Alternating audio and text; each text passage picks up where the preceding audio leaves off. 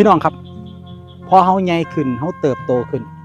เฮาสิรู้สึกว่าเฮาอยากมี3สิ่งนี้ความสงบความสบายความธรรมดาเฮาเคยใช้ชีวิตผ่านผู้คนมากมายผ่านประสบการณ์มากมายหลายหลากชีวิตเจอปัญหาอุปสรรคนานานับประการสุดท้ายแล้วเฮาอยากใช้ชีวิตบ้านๆอยู่ในถิ่นฐานที่เฮาผูกพัน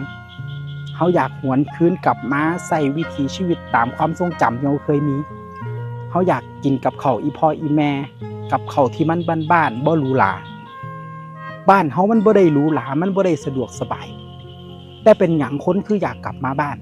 คืออยากกลับมากินกับข้าวอยู่บ้านคือบ่อยากกินกับข้าวหรูๆอยู่ตามภัตตาคารก็เพราะว่าความผูกพันความทรงจ